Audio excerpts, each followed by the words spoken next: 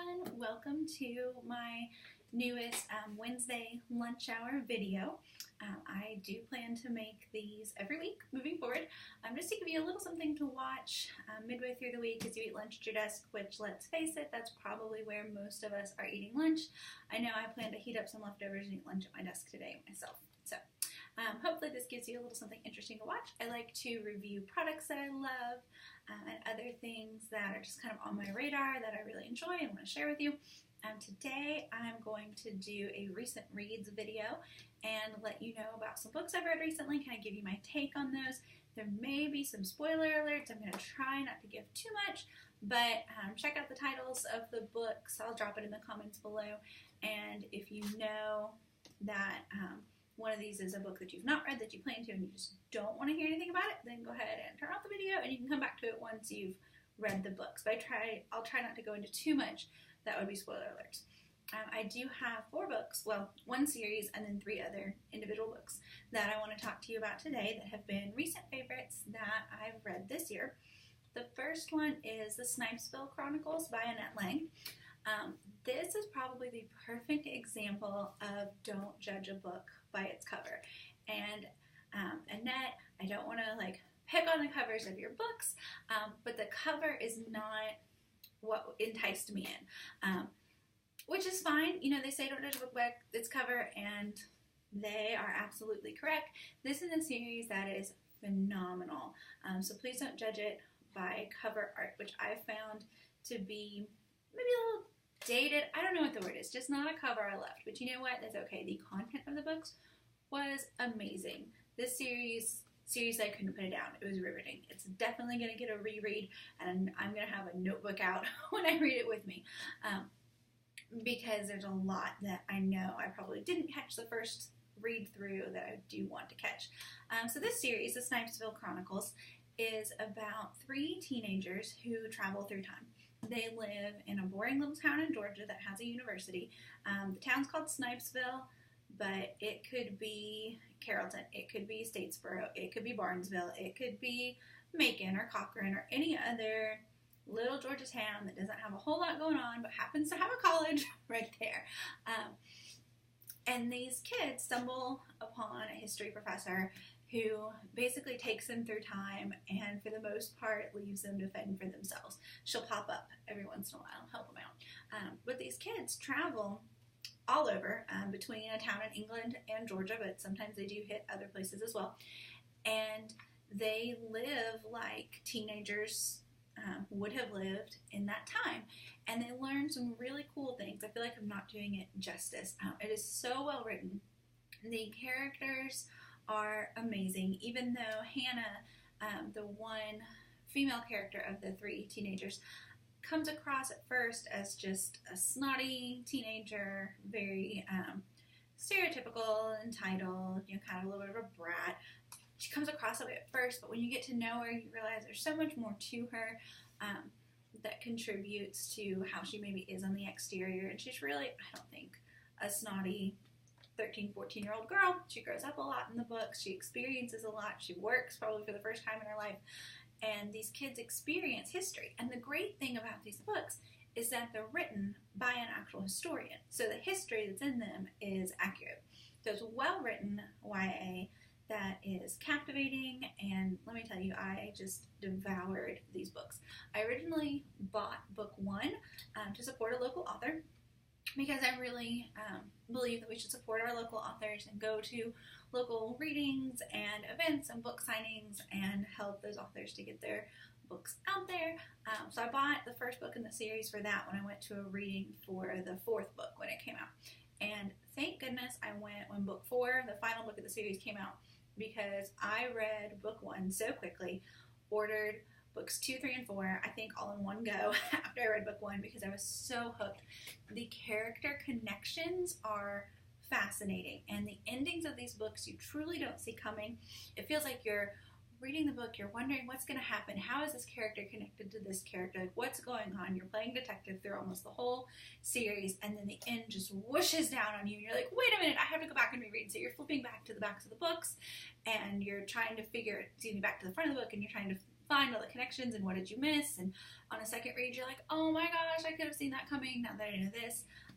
It reminds me of, if you guys remember when The Sixth Sense came out and you saw it in theaters, the ending just smacked you in the face. You're like, oh my gosh, totally didn't see that coming, or maybe saw it coming a little bit, but when it happened, you're like, holy cow. And so you like got right back in line and bought a ticket to see it again. That's these books. Great YA. I actually don't have them to show you right now because I've lent them to a friend who has 2 boys in 6th grade, so they're hopefully going to read through them soon. And I think it's a perfect age to read them, but if you're like me and you're an adult who also loves YA, this series is really going to just tug at your heart and impact you in amazing ways. You're definitely going to reread it, and the next time I read it, like I said, I'm going to have a notebook out so that I can be writing down the names of all the characters and make like a character map for how they're all connected, because it is truly incredible. So I'm babbling on and on about these books and probably have not done them justice at all, but trust me, pick them up. I will drop a link in the comments so that you can buy them. You can either get them on Amazon or you can buy them directly from the author at AnnetteLang.com. So I will drop that link to her website. If you want a signed copy, you can get that there on her website as well. And I don't believe she charges any extra to sign. So if you have some young YA readers, that can be really cool for them to have the book signed by the author. And you're also supporting a local Georgia author. She was at the Labor Day Decatur Book Festival. So she's a local author that does readings in the area, visits schools to talk about history. Just fantastic. So read those books. The next one I want to talk to you about is another YA. It is Rainbow Rowell's Fangirl, and I do have a copy here to show you so you can see the cover. This one, I do like the cover art. It looks, you know, like a YA text today. Again, don't judge a book by its cover, but this one, great cover and fantastic read. In this book, the author creates this world almost like Harry Potter that her characters are really invested in. And at the beginning of each chapter and sometimes throughout the book, you get little glimpses into Simon Snow, which is like their Harry Potter, and into those books. But the main focus of it is on the characters in our world, or the real world, who are reading those books and are part of that fandom. And that gives an interesting take on fandoms and how those become part of our lives. But what I really like about the book is that the main character, Kath, and she has a twin sister, Ren, who shows up a good bit as well. Kath is a college freshman, and this book gives a great look at the reality of being a college freshman, of learning how to write on the college level and how to exist on a college campus as a brand new student. I think it would be a fantastic read for juniors and seniors, but also in high school, but also new freshmen. And I'm actually teaching portions of the book in the freshman seminar class that I'm teaching this semester. So we're going to have our discussion in a couple weeks on the first part of Fangirl, and I'm hoping that this resonates with my students. And I wish I had read a text like this myself when I started as a brand new college student. So fantastic YA read. Again, if you're an adult like me who just enjoys YA, this is a great one. Pick it up. I got mine off, I want to say barnesandnoble.com, but you can pretty much get it anywhere, Amazon, bookstores, whatever. So fabulous read. Pick this one up. The next book I want to talk about, and I don't have a copy to show you, but I'm sure you've heard of it. I am totally late to the party on this one, is Paula Hawkins' Girl on the Train. A friend of mine said you just have to read it. I read Maggie Mitchell's Pretty Is, which, quick plug, amazing book, another local Georgia author. Go look up Maggie Mitchell's Pretty Is. You won't regret it. On the edge of your seat. Awesome book. But the main point of this one is to talk about Girl on the Train. And when I was telling my friend about Pretty Is, she said, oh my gosh, you need to read Girl on the Train. You're going to love it. And I did love it through most of the read until the very end. It was one of those, again, where you're kind of thinking what could be happening, and you're going through, following different characters. I like that it gives different perspectives. You're really most invested, I would think, in Rachel, who has the bulk of the book, but you do hear from other characters as well. Megan, who's the murdered girl, you kind of hear from her, of course, pre-murder through a lot of it, and you just kind of wonder what's happening. You're trying to piece it together. It's a slow, kind of steady read at first, and then the end just whooshes down on you.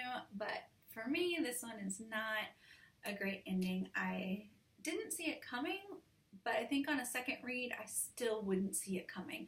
It almost feels to me like the author didn't know that was going to be the ending until she was in the process of writing it, and it just didn't feel realistic to me. And of course, it's probably not a realistic text, it's fiction, but I just didn't find the end to be believable. So it's a big sensation. People love the book. It was hugely popular for a while, and honestly, it's one I would skip.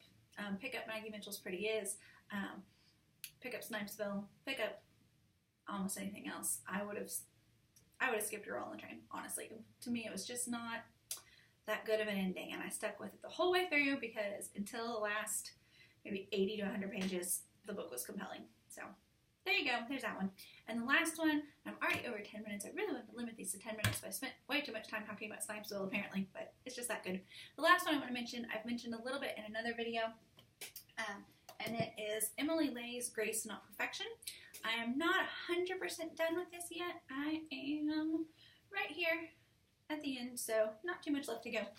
This book has just been fantastic for me to read in little spurts. Every morning when I get to work, a few minutes before my workday officially starts, I just spend a couple minutes reading a section. Most of the sections in this book are just a couple pages long.